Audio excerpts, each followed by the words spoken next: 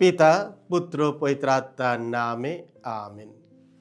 খ্রিস্টতে আমার পরম প্রিয়জনেরা, গতকালকে আমরা সাদ্দি মনিকার পার্বণ উদযাপন করেছি, আর আজকে মণ্ডলী তার পুত্র সাধু আগস্টিনের পার্বণ পালন করছে। সাধু আগস্টিন ছিলেন খ্রিস্টীয় ইতিহাসের অন্যতম শ্রেষ্ঠ ধর্মতত্ত্ববিদ, বিশপ ও চার্চ ফাদার।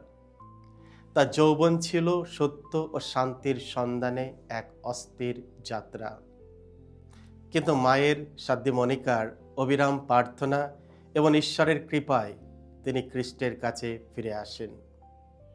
তার জীবন আমাদের শেখায় কেউ ঈশ্বরের করুণার বাইরে নয়। সত্যিকারের পরিবর্তন ও পবিত্রতার জন্য কখনো দেরি হয় না।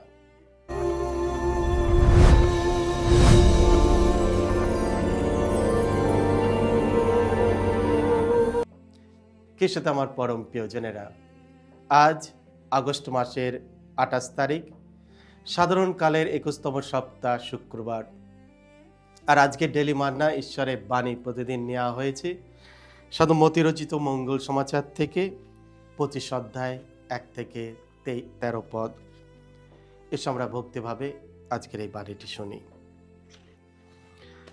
যিশু একদিন নিজের ভাবী পুনরাগমনের সম্বন্ধে শিষ্যদের কাছে এই কথা বললেন। সেই সময়ে স্বর্গরাজ্য যা ঘটবে তা হলো এই রকম। একটি বিয়ে বাড়িতে 10টি কুমারী মেয়ে তাদের প্রদীপ হাতে নিয়ে বরকে বরণ করতে বেরিয়েছিল। তাদের 5 জন ছিল নির্বোধ আর 5 জন ছিল বুদ্ধিমতী। নির্বোধ কুমারীরা সঙ্গে প্রদীপ নিল বটে, কিন্তু তেল নিল না।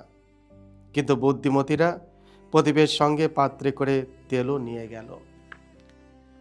বর আসতে দেরি হওয়ায় তাদের সকলেই ঝিমুনি ধরল এবং তারা ঘুমিয়ে পড়ল। কিন্তু মাঝ রাতে রব উঠল, ওই দেখো বর আসছে, তাকে বরণ করতে এগিয়ে যাও। তখন ওই কুমারীরা সকলেই জেগে উঠে যে যার প্রদীপ ঠিকঠাক করতে লাগলো। নির্বোধ কুমারীরা বুদ্ধিমতীদের বলল, তোমাদের তেল থেকে আমাদের খানিকটা দাও না, আমাদের প্রদীপ যে নিভে যাচ্ছে।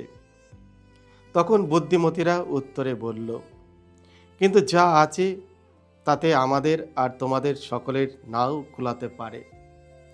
তোমরা বরং দোকানদারের কাছে গিয়ে নিজেদের জন্য খানিকটা কিনে নাও। তারা তেল কিনতে গেছে, এমন সময়ে বর এসে পড়ল।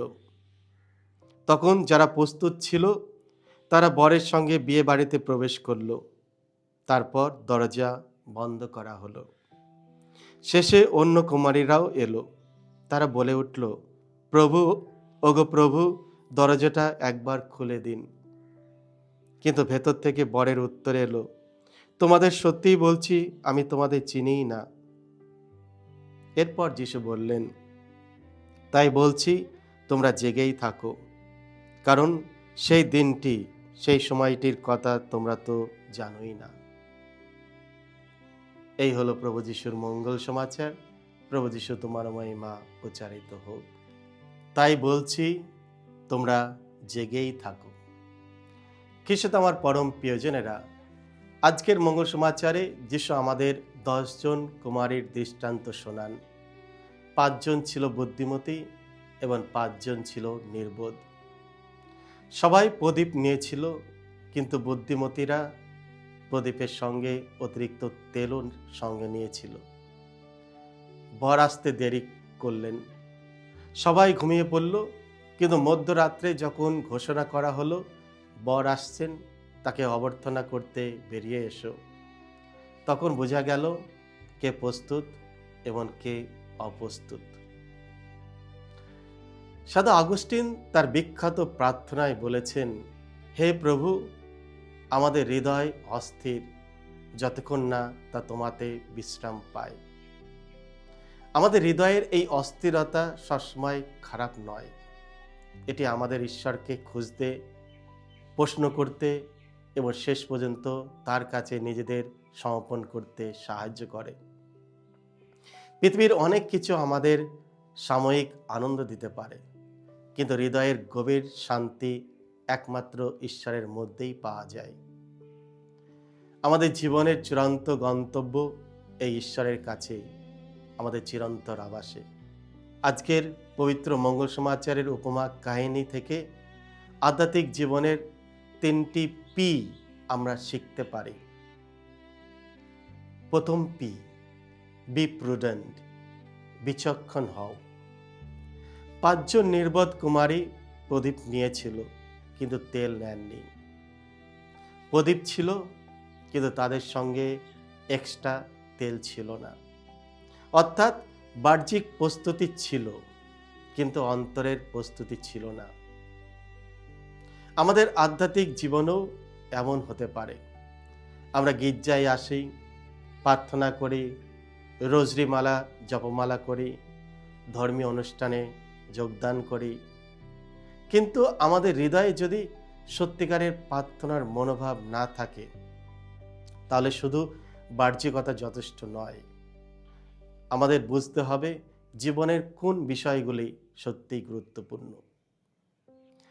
ঈশ্বরের সঙ্গে সম্পর্ক, পবিত্রতা, ক্ষমা, ভালোবাসা এবং প্রার্থনার জীবনকে অবহেলা করলে আমরা সহজেই প্রলোভনের শিকার হতে পারি। তাই যিশু আমাদের বললেন, বিচক্ষণ হও। দ্বিতীয় পি, বি প্রিপেয়ার্ড, প্রস্তুত থাকো। বর যখন এলেন তখন বুদ্ধিমতী কুমারীরা প্রস্তুত ছিল, কিন্তু নির্বোধ কুমারীরা তখন তেল কিনতে গেল। শেষ মুহূর্তের প্রস্তুতি তাদের কাজে এলো না। কিন্তু আমার পরম প্রিয়জনেরা, আমাদের জীবনেও প্রতিটি গুরুত্বপূর্ণ কাজের জন্য প্রস্তুতির প্রয়োজন। যে কোনো কাজ করতে গেলে আমাদের কিছু সময় দরকার, কিছু প্রস্তুতি দরকার। খ্রিস্টজাগ, বিবাহ, সন্ন্যাস জীবন, পুরোহিত্য বা যে কোনো গুরুত্বপূর্ণ দায়িত্ব, সব কিছুর জন্য বাহ্যিক প্রস্তুতির পাশাপাশি আধ্যাত্মিক ও মানসিক প্রস্তুতির প্রয়োজন। বিশেষ করে ঈশ্বরের সঙ্গে আমাদের চূড়ান্ত সাক্ষাতের জন্য আমাদের প্রতিদিন প্রস্তুত হতে হবে। আমরা জানি না বর কখন আসবেন, তাই আজই প্রস্তুত হওয়া দরকার। তৃতীয় পি, বি পাঞ্চুয়াল, সময়নিষ্ঠ হও। নির্বোধ কুমারীরা যখন তেল নিয়ে ফিরে এলো, তখন দরজা বন্ধ হয়ে গেছে। তারা দরজায় কড়া নাড়ল এবং বলল, প্রভু, আমাদের জন্য দরজা খুলে দিন। কিন্তু উত্তর এলো, আমি তোমাদের চিনি না। এখানে যিশু আমাদের একটি গভীর শিক্ষা দেন। ঈশ্বরের আহ্বানকে কালকের জন্য ফেলে রেখো না। আমরা প্রায় বলি, পরে প্রার্থনা করব, পরে ক্ষমা চাইব, পরে পাপের অভ্যাসটি ছাড়ব, পরে ঈশ্বরের কাছে ফিরে আসব। কিন্তু সেই পরে কখনো কখনো আর আসে না। ইংরাজিতে একটি প্রবাদ আছে, আ স্টিচিং টাইম সেভস 9, অর্থাৎ সময় মতো ছোট একটি কাজ করলে পরে বড় সমস্যা থেকে রক্ষা পাওয়া যায়। আধ্যাত্মিক জীবনেও তাই। আজ যে ভালো কাজটি করা সম্ভব, তা আগামীকালের জন্য ফেলে রাখবো না। কিন্তু আমার পরম প্রিয়জনেরা, আজ যিশু আমাদের প্রায় প্রশ্ন করছেন, আমাদের প্রদীপ কি জ্বলছে? আর আমাদের কাছে কি যথেষ্ট তেল আছে? প্রদীপ হতে পারে আমাদের বিশ্বাসের বাহ্যিক চিহ্ন, আর তেল হতে পারে প্রার্থনা, ভালোবাসা, বিশ্বাস, পবিত্রতা এবং ঈশ্বরের প্রতি বিশ্বস্ততা। তাই আসুন আমরা বিচক্ষণ হই, প্রস্তুত থাকি এবং সময়কে মূল্য দিই। আমাদের হৃদয়ের অস্থিরতাকে পৃথিবীর জিনিস দিয়ে নয়, ঈশ্বরের উপস্থিতি দিয়ে পূর্ণ করি। কারণ শেষ পর্যন্ত আমাদের হৃদয় একমাত্র তখনই সত্যিকারের শান্তি পাবে, যখন তা ঈশ্বরে বিশ্রাম নেবে। তাই সজাগ থাকো, কারণ সেই দিন বা সেই মুহূর্ত তোমরা জানোই না। আমেন। সকলকে জয় যিশু।